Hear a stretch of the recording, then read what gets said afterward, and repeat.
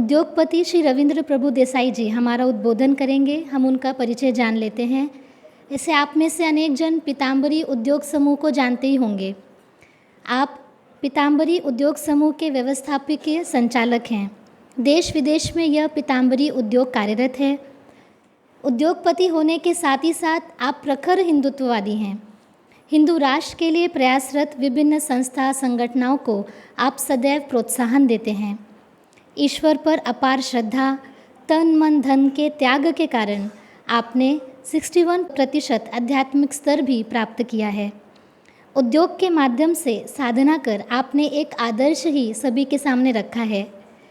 विविध माध्यमों से उद्योगपतियों का धर्म कार्य में योगदान, इस विषय में श्री रविंद्र प्रभु देसाई जी हमारा मार्गदर्शन करेंगे। मैं उनसे मार्गदर्शन करने हेतु विनती करती हूँ। नमस्ते। वैश्विक हिंदू राष्ट्र महोत्सव में मैं सभी उपस्थित संतगण, सद्गुरुजन और सभी बंधु भगिनी और मंच पर विराजमान जो लोग हैं उनको प्रणाम करता हूँ।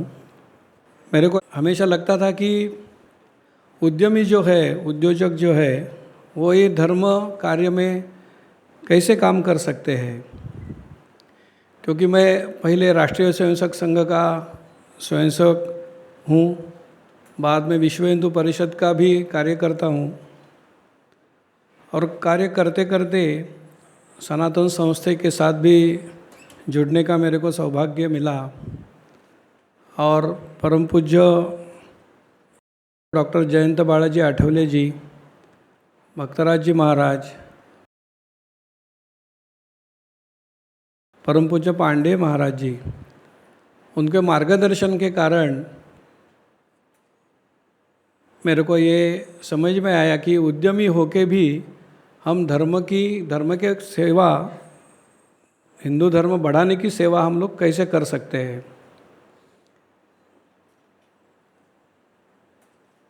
पनवेल में जब भी परम पूज्य पांडे जी महाराज को मैं मिलने को गया तो उन्होंने उद्योजक की एक व्याख्या बताई। उसमें सब लोग, जो दुकानदार है, जो ट्रेडर है, जो मैन्युफैक्चरर है, सभी जो लोग हैं जिसको हम लोग उद्यमी बोल सकते हैं, तो उनके लिए उन्होंने उद अधिक योजक, मतलब उसका जो उत्थान है, ऐहिक और आध्यात्मिक, हम लोग बोलते हैं कि धर्म की संकल्पना जो है वो ऐहिक और आध्यात्मिक जो उन्नति करवाता है वही धर्म है।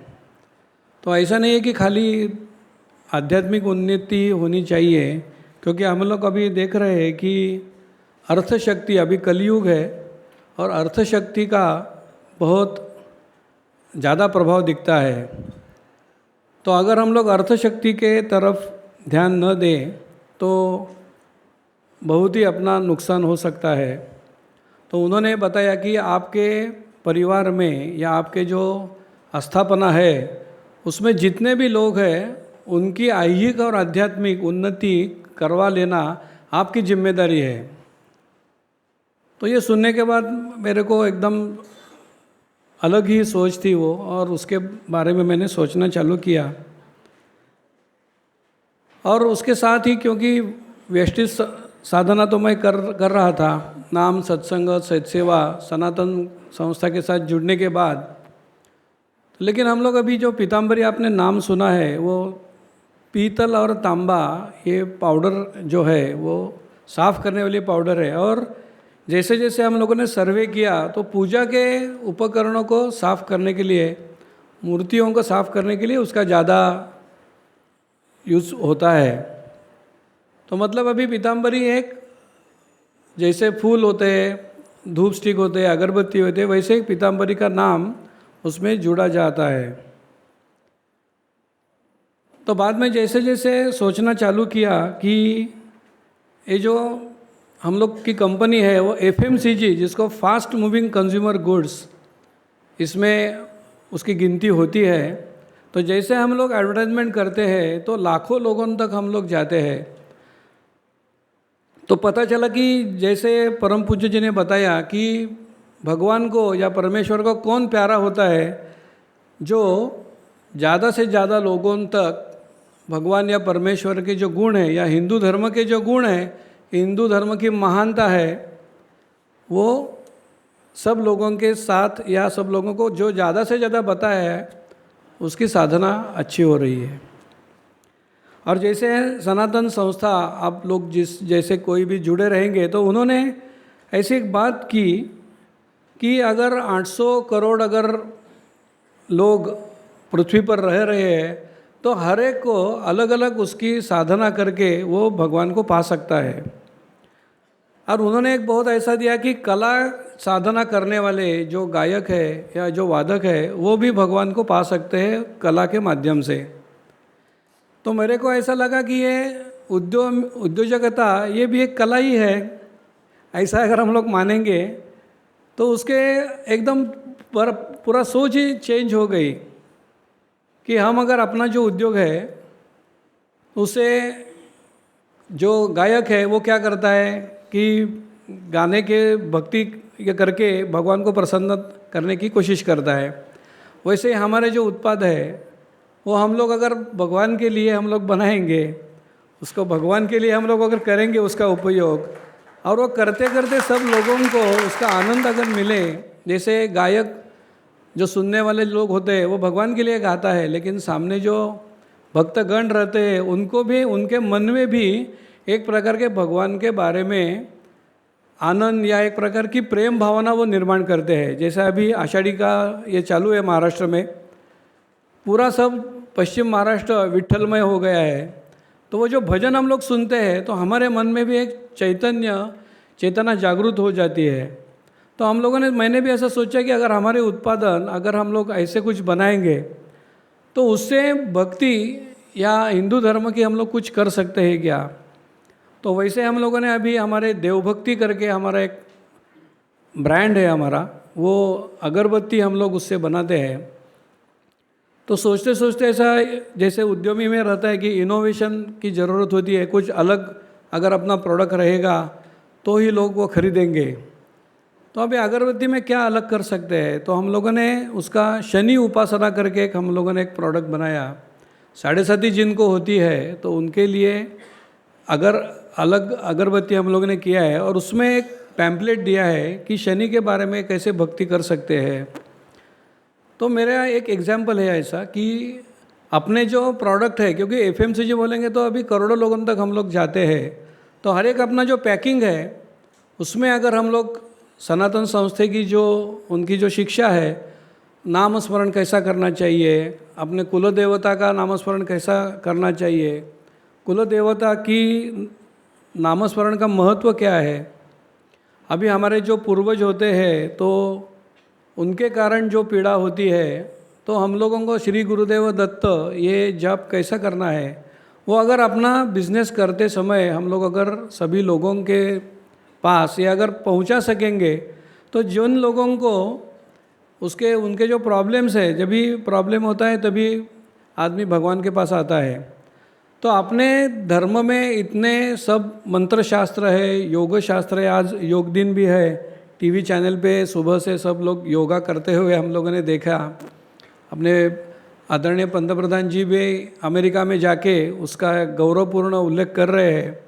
तो इतनी महान चीज़ें हैं तो भी ऐसे स्थिति क्यों आ गई, क्योंकि अपने जो हम लोगों का जो फास्ट लाइफ हो गया अपना, कि जो शिक्षा करने के बाद और शिक्षा में भी धर्म का कुछ पहचान नहीं है, और जो बड़े बड़े सिटीज़ है तो उसमें भी लोगों को मालूम नहीं है कि ये ऐसा लगता है कि 60 साल के बाद रिटायर होने के बाद ये करने का चीज़ है कि धर्म के बारे में या साधना करनी है या कुछ करना है तो रिटायर होने के बाद करना है। तो मैंने तो ऐसा अनुभव लिया है कि जैसे जैसे प्रॉब्लम्स बिजनेस में आते हैं कि बिजनेसमैन को बहुत सारे प्रॉब्लम को जाना पड़ता है, उससे लाइसेंस हो या इंस्पेक्टर हो या सब, तो उसके लिए तो भगवान के सिवा और कोई नहीं मदद कर सकता है। क्योंकि अपना तो हम लोग देखते हैं कि भ्रष्टाचार इतना ज़्यादा हो गया है भारत में, या कंपटीशन इतनी ज़्यादा है।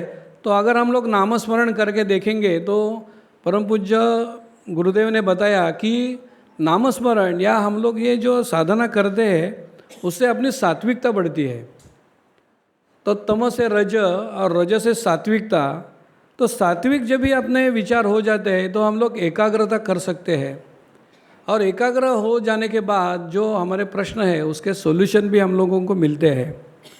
तो उसमें अगर हम लोग ये सॉल्यूशन निकालने की कोशिश करेंगे तो साधना बढ़ानी चाहिए। अगर आपको इनोवेटिव प्रोडक्ट्स अगर आपको मार्केट में लाना है तो साधना ही उसके ऊपर, मैंने जो अभी सब देखा कि उन्होंने ये भी बताया कि 60 to 70% प्रॉब्लम्स ड्यू टू अध्यात्म का या साधना नहीं है, उसके कारण है।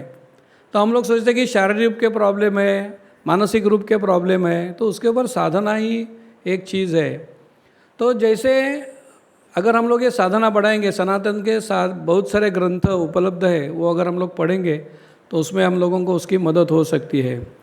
तो मैं अभी सोच रहा था कि अभी हम लोग एडवर्टाइजमेंट जो करते हैं तो हमको न्यूज़पेपर रहते हैं, सोशल मीडिया है, या सनातन के भी वर्तमान पत्र है, पुस्तक है, मतलब बुक्स आते हैं उनके, तो उसमें अगर हम लोग एडवर्टाइजमेंट देते हैं तो एक अलग ही लोगों तक हम लोग पहुंच सकते हैं।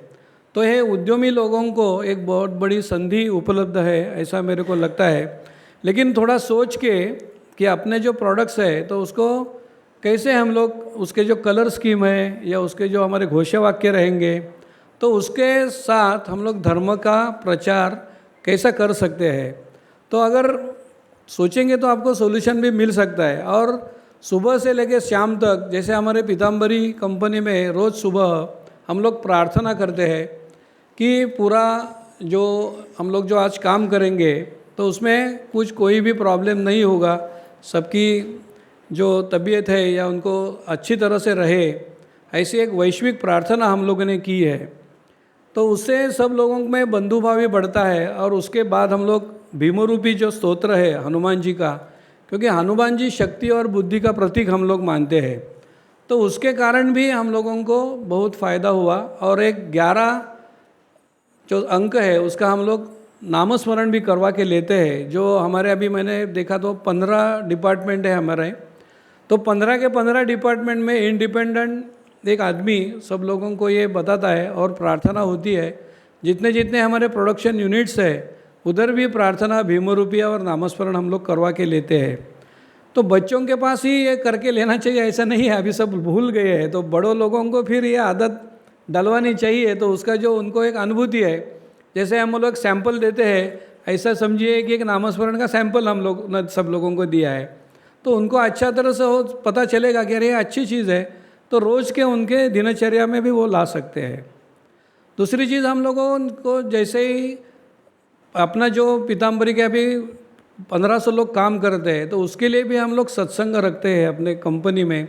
अपने जो सप्लायर्स है उसमें भी गुरु पूर्णिमा का उत्सव है, तो उसका एक लेटर तैयार करके अर्पण करना है।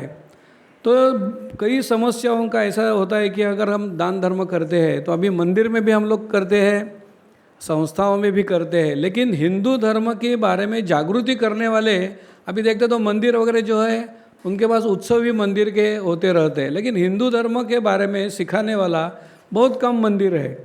तो हमारा ये दायित्व होता है जो उद्यमी है कि अगर अपने जो स्थापना में काम करते हैं वो सात्विक रहेंगे तो उधर भ्रष्टाचार नहीं होगा।